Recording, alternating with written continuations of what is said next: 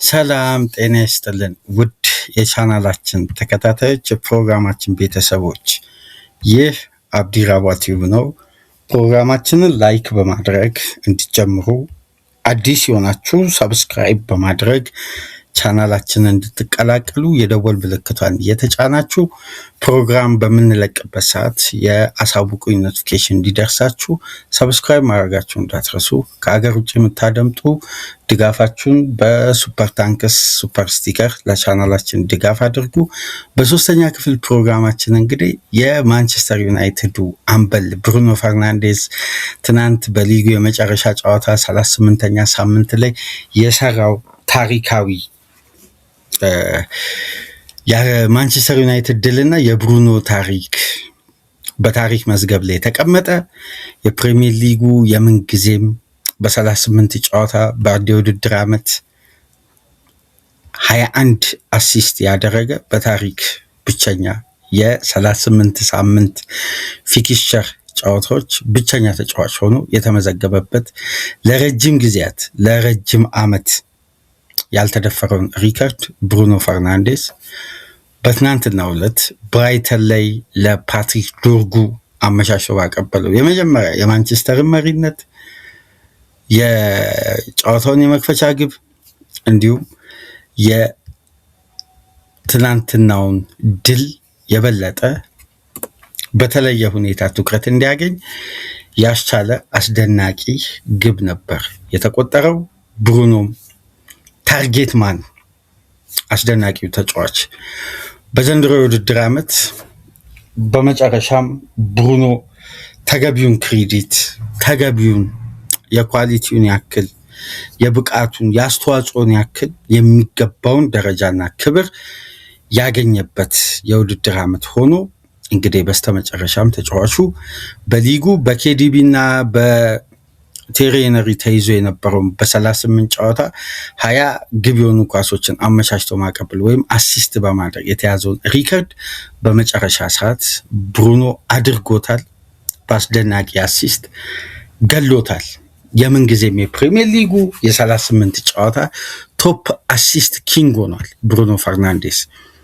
የዘንድሮ ብቃቱ፣ አነጋጋሪነቱ፣ አስደናቂነቱ፣ ግርምት መፍጠሩ ከብሩኖ የቴክኒክ አቅም ደረጃ ስንመለከት ብሩኖ ማንቸስተር በዚህ ስብስብ ውስጥ መጉላቱ ነው የበለጠ ሊያስገርም የሚገባው እንጂ ማንቸስተር ዩናይትድ ቤት ባለው የብሩኖ አስተዋጽኦና የብሩኖ ኳሊቲ የትኛው የእግር ኳስ ቤተሰብ ጥያቄ ያነሳል? ብሩኖ እኮ ከፍ ያለ ስታንዳርድ ያለው ወርልድ ክላስ ክሬቲቭ ሚድፊልደር ነው። የብሩኖ አይነት ሜዳን የሚረዳ ተጫዋች አለ እንዴ? ስፔስ የሚያይ የተጫዋቾችን ሙቭመንት ትራክ አድርጎ መጥኖ ኳስና ተጫዋችን ማገናኘት የሚችል የክሬቲቪቲው አቅም እኮ የዩናይትድ ሶስቱ አዳዲስ ፈራሚዎች ሻርፕ ስላልሆኑ በቃ ይሄ የመጨረሻ ከፍ ያለ ሪትሙ ስላልገቡ እንጂ በብሩኖ ቻንስ ክሬት ደረጃ እኮ ማንቸስተር ግብ አላመረተ 141 ቻንስ ክሬት ደረሰ አይደል? ብሩኖ በአንድ የውድድር ዓመት ኦዚል ብቻ እኮ የሚበልጠው 146 ቻንስ ክሬት በአንድ ሲዝን በማድረግ ያውም ያኔ አርሴናል ቶፕ በነበረበት ጊዜ። ብሩኖ እኮ ትራንዚሽን ውስጥ ባለ ቡድን ውስጥ ነው። ምን አይነት አስደናቂ ሲዝን ነው ብሩኖ ያሳለፈው። ከቀናት በፊት የዓመቱ የፕሪሚየር ሊግ ኮከብ ተጫዋች ተባለ፣ ተመረጠ። አሁን ደግሞ የዓመቱ በአንድ የውድድር ዓመት ከፍተኛ አሲስት ያደረገ በእንግሊዝ ፕሪሚየር ሊግ ከረጅም ዓመት በኋላ ኬዲቢ ከ17 ዓመት በኋላ ካልተሳሳትኩኝ ሪከርዱን ከሄነሪ ጋር ተጋራ እንጂ አልሰበረ። ብሩኖ ግን ሰበረ ይሄን ሪከርድ።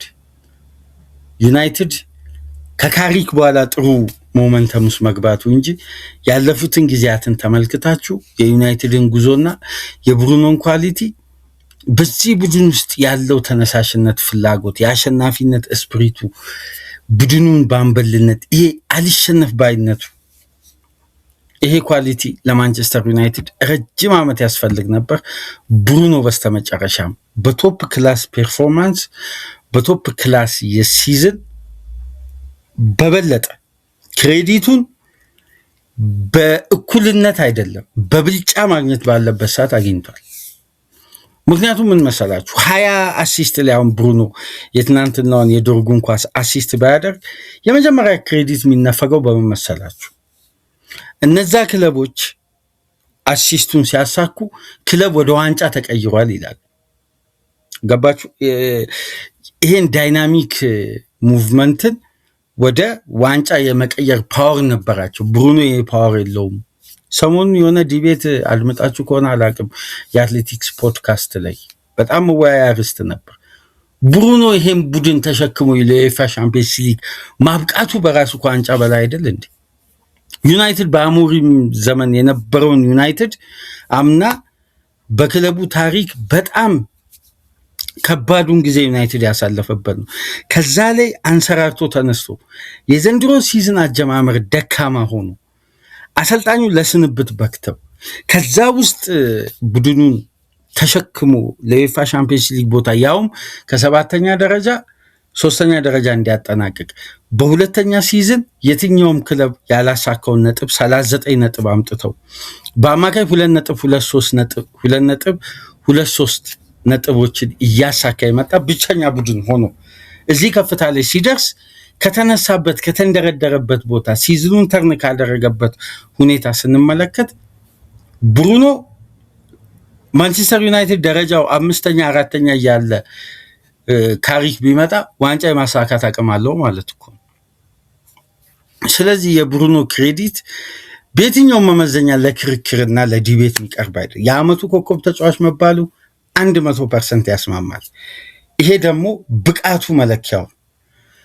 እኔ አንድ በእግር ኳስ የማያሳምነኝ ጉዳይ አለ። ሴትፒስ የእግር ኳስ አንዱ አካል። በእርግጥ ሴትፒስ መጫወት በህግ ደረጃ አልተከለከለም፣ በእግር ኳስ አካሄድም አልተከለከለም። አንድ ቲም በሚከተለው የጨዋታ ሞዴል ውስጥ ሴትፒስ አንዱ አካል መሆን አለበት። ምክንያቱም ኮርና ሁለተኛ አድቫንቴጅ እኮ ነው፣ ከፔናልቲ የተለየ ሁለተኛ አድቫንቴጅ ነው። ቴክኒካሊ አንድ ቡድን ተቀናጅቶ መጥቶ በዛ መንገድ ሲያስቆጥር የቆመ ኳስ ማስቆጠሩ አድቫንቴጁን መጠቀሙን ነው እንጂ የሚያሳየው እግር ኳስን ጸያፍ አያደርገው እንጂ አርሴናልን በሴት ፒስ ዋንጫው የዘንድሮ የውድድር ዓመት አብዛኛውን ግቦችን ከሴት 23 ግብ ነው ያስቆጠረው ዴድቦልን ባካተተ ሁኔታ። ስለዚህ የአርሴናልን ዋንጫ ተገቢ አይደለም ልንል ነው እንዴ? ይሄ ተገቢ አይደለም። ማንቸስተር ዩናይትድ ከኦፕን ፕሌይ ሲኩዌንስ እኮ የብሩኖ ፈርናንዴስ ቻንስ ክሬት በሊጉ ከተከታዩ ተጫዋች በእጥፍ አይደለም በ2 እጥፍ ነው የሚበልጠው። ይህንንም እዚህ ጋር ማገናኘት አለብና የዩናይትድ አጥቂዎች መግቢያ ላይ በጣም ሻርፕ በቃ ዴድሊስት ጥምረት አለመሆኑ፣ ወጣ ገባ በሚል ጉዳት፣ አንስቴብል በሆኑ ጤንነቶች፣ እነዚህ ጉዳዮች እየጠጋገነ ነው ካሪክ ሲዝኑን ያሳመረው። እዚህ ውስጥ እንግዲህ ፈርጦ ነው።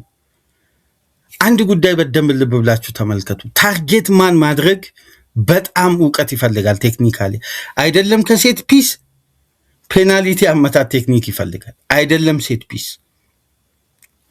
አሁን ብሩኖ የኮርና ኳስ አብዛኛውን የቆመ ኳስ ክሮስ አድርጎ ነው የቡድን አጋሩን ታርጌት ያደረገ ክሮስ እንኳን ቴክኒክ ይፈልጋል። ብሩኖ ሜዳ ውስጥ ለማንቸስተር ዩናይትድ ሲሰጥ የነበረውን አፕሮች እኮ 90 ደቂቃ መመልከት ከበቂ በላይ ነው። አሁን ዩናይትድን በደንብ እዚህ ጋር አንድ ጉዳይ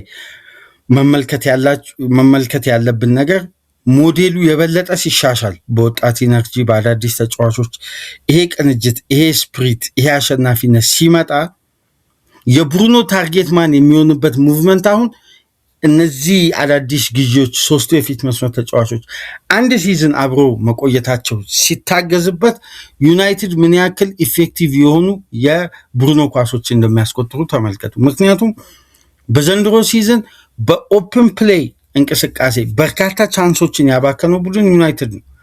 ለምን? ገና መዋሃድ እየመጣ ነው ቡድን ውስጥ 3 የፊት መስመር ተጫዋቾች። እንደውም እኮ ብሩኖ ሆኖ እኮ ነው ሼሽኮም ኢምቤሞም ኩኛም እኮ ደብል ፊገር ግቦችን ማስቆጠር ይቻላል፣ ወይም 10 እና ከዛ በላይ ከእያንዳንዱ ተጫዋች ጀርባ። በብሩኖ አሲስቶች እኮ ዩናይትድ 24 ነጥብ ያሳካበት ሲዝን 24 ነጥብ። አሁን ካሳካበት ሲዝን ውስጥ እነዚህ 24 አሲስቶችን በነጥብ የተቀየሩ አሲስቶችን አውጡና ይሄ የብሩኖ 21 አሲስት በዩናይትድ ሲዝን ላይ የፈጠረውን ተጽዕኖ ስንመለከት ነው ክሬዲብል የሆነ ሲዝን ብሩኖ እንዳሳለፈና የሚገባውን ክሬዲት የዓመቱ ኮከብ ተጫዋች መባሉ ለድርድር የሚቀርብ ጉዳይ አይደለም። ይሄን ከአንድ ወር በፊት አንስቻለሁ። የእግር ኳስ ጸሐፊያን ማህበር ኮከብ ሲባል ብሩኖ በሁሉም ዘርፍ ነው ማሸነፍ ያለበት ስላችሁ ነበር። በተጫዋቾች የግል ጥረት የመጣ ውጤትን ካየን በብሩኖ ደረጃ ማንም ይስተካከል የለም። እንደ ቡድን በመጣ ውጤትማ እኮ አርሴናል ሻምፒዮን ሆነ። በተናጥል ኢፈርት በቡድን እንቅስቃሴ ውስጥ ያላቸው ተጽዕኖ የነሱ ተጽዕኖ በቡድኑ ውጤት ላይ ያመጣውን ከፍተኛ ትርፋማነትን ከተመለከትን ሱፐር ክላስ ብሩኖ ፈርናንዴዝ ቤስት ክሬቲቭ ሚድፊልደር በዚህ ውድድር ዓመት በእንግሊዝም ባለፉት ዓመታት ምርጡ ክሬቲቭ ሊባል ይችላል እና ይሄ አስደናቂ ፖርቱጋላዊ ተጫዋች ትናንትና ለደጋፊውም ሲዝኑን የበለጠ በአማረ ሁኔታ እንዲጠናቀቅ ያደረገ በጣም አስደናቂ የአሲስት ቁጥር ማስመዝገብ የቻለበት ልዩ ምሽት ነው ማሳለፍ የቻሉት ዩናይትዶች። ይሄ ደግሞ የብሩኖ አስተዋጽኦ የተለየውን ድርሻ እንዲወስድ ያደርጋል። በነገራችን ላይ ከነገ ጀምሮ የማንቸስተር ዩናይትድ ደጋፊዎች ኖቲፊኬሽናችሁን አብርታችሁ በትላልቅ አፕዴቶች ጠብቁ። ዩናይትድ አማካይ ክፍል ላይ ከትናንትናም ከትናንት በስቲያም በነበረን ፕሮግራም እኛ አፕዴት ካደረገናችሁ በኋላ የወጡትን መረጃዎች እንግዲህ ተመልክታችኋል። ኤደርሰን ቨርባል አግሪመንት ፈጸመ። ቶናሊ ምርጫውን በእርግጠኝነት አሳወቀ። ትናንት ስነግራችሁ ነበር 69.5 ሚሊዮን ፓውንድ የሚሸጡ ከሆነ ነው ዩናይትድ አዶንሱን አካቶበት የሚያስፈርመው እንጂ የተዝረከረከ ክፍያ ዩናይትድ የሚከፍልበት ያለፈው አይነት ዘመን አሰራር አይደለም ስላችሁ ነበር። ዛሬ ይሄኛው አፕዴት ወጣ። የቹዋሚኒ ጉዳይ ቤን ጃኮብስ እንዲሁ ከኔ ዘግይቶ ነው የዘገበላችሁ ወደ እናንተ ማድረስ የቻለውና የቤን ጃኮብስ ዘገባን አመሻሽ ላይ ተመልክታችኋል ብዬ አስባለሁ። ቹዋሚኒን እና ፈርናንዴዝን ተመለከታችሁ። እዛ ዘገባ ላይ ለ21 ዓመት ተጫዋች ከ65 ሚሊዮን ፓውንድ በላይ ወደ 70 ሚሊዮን ፓውንድ አካባቢ መክፈል ምን ያክል ሪስኪ ነው ይላል ቤን ጃኮብስ ራሱ። ይሄን ቀድሜ ንጋት ላይ በለቀኩት ፕሮግራም አንስቼላችሁ ነበር እና አሁን በደንብ ኖቲፊኬሽናችሁን አብርታችሁ ተጠባበቁ። ነገ አስደናቂ መረጃዎችን ይዤላችሁ እመጣለሁ።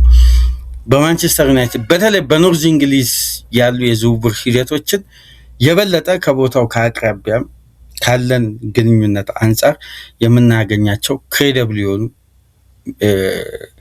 መረጃዎችም አሉ። የበለጠ ደግሞ አፕዴቶችን ለማግኘት አብዛኛውን ሰዓት የታመኑ ዘጋቢዎችን ዌብሳይቶችን እየተከታተልን ወደ እናንተ መረጃውን ይዘን ስለምንመጣ መረጃችንም አይዛነፍም። ለላይክ እና ለሳብስክራይብ ብለን አይደለም እንዲህ አይነት የተጣራ መረጃ ወደ እናንተ የምናደርሰው ለእግር ኳስ ካለን ፍቅርና በዚህ ዘርፍ ላይ የሚያዝናናንን ጉዳይ እየሰራን አብረን በጋራ እንድንቀጥል ነውና በቀጣይ ነገ ለምን ኤደርሰንን ማንቸስተር ዩናይትድ በዚህ ደረጃ አስፈለገው? ቹዋሚኒን ካመጣ እያነጻጸርን ነው የዝውውሩን ሂደት የምንመለከተው። ስለ እያንዳንዱ ተጫዋች አቅም በደንብ ተንትነን እንመለከታለን። ዩናይትድ ቤት ምን ሊጨምሩ ይችላሉ? የአማካይ ክፍሉን እንዴት ሊያደራጁ ይችላሉ? ዩናይትድ እንዴት ኢፌክቲቭ ይሆናል?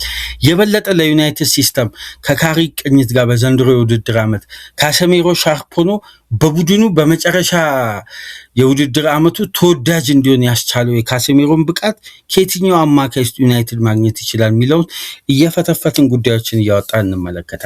ነገ ጠብቁን። በዩናይትድ ዙሪያ የአማካይ ክፍሉን ሪቢልድ እያንዳንዱን ተጫዋች አቅም በስታቲክስ እና በማትሪክሶች አገናኝተን ከብቃታቸውና ኢፌክቲቭ ከሆነ ሙቭመንታቸው ጋር እያያያዝን በበለጠ ማይኑን የሚያግዝ ለብሩኖ ሻርፕ ከለላ የሚሰጠውን ደግሞ ከግምት ውስጥ በማስገባት በነገራችን ላይ ትናንትና ማይክል ካሪክ የመጨረሻ ጋዜጣውን መግለጫ ከተመለከታችሁ ዴሊ ሜልም ይህን ሪፖርት ይዞ ወጥቷል። የ100 ሚሊዮን ፓውንድ አንሰርቲኒቲ አይፈጠርም ማለት ሳውዲዎች 100 ሚሊዮን ፓውንድ እያመጡ የዩናይትድን ትግስት የሚፈታተኑበት ሂደት አይፈጠርም እያለ ነው የሚገኘው። በደንብ ፊውቸሩ አሁን ሰርቴን ሆኗል፣ ቀጣይ ዓመት ከኛ ጋር ይቆያል የሚል ማረጋገጫ ሰጥቷል። ብሩኖ ምኞቱም ፍላጎቱም እሱ ነው። ስለዚህ ብሩኖን ባካተተ ታክቲክ ማይኑን በማገዝ በኩል ያለውን አቅም ቦታው ላይ የሚፈጠረው ኮምፒቲሽን የበለጠ ለዩናይትድ አመርቂ አማካይ ክፍል ግንባታ ምን አይነት ኢፈርት ይፈጥራል የሚለውን ጠለቅ ብለን ጉዳዮችን መርምረን እንመለከታለን። ኖቲፊኬሽናችሁን አብሩ። ነገ ምናልባት የመጀመሪያ ክፍል ፕሮግራማችን ሰፋ ላለ ደቂቃ ስለ ሜጋ ዲል አማካይ ክፍል የዩናይትድ ትኩረታችን ይሆናል። ለማንኛውም ኪንግ ኦፍ አሲስት የፕሪሚየር ሊጉ የዓመቱ ምርጥ ተጫዋች ብሩኖ ፈርናንዴዝን የተመለከተው ፕሮግራም ይህን ይመስላል። በሶስት ፕሮግራም ለተሰኙን ከእናንተ ጋር ቆይታ ያደረግን። መልካም የስራ ቀን እንዲሆን ተመኘን። ላይክ፣ ሼር፣ ሰብስክራይብ ያድርጉ። ከሀገር ውጭ ያላችሁ ድጋፋችሁን ለቻናላችን ለግሱ። ይህን ፕሮግራም የምታቀርቡ ማክሰኞ ንጋት እስከምንገናኝ ድረስ ሰላም ቆዩ።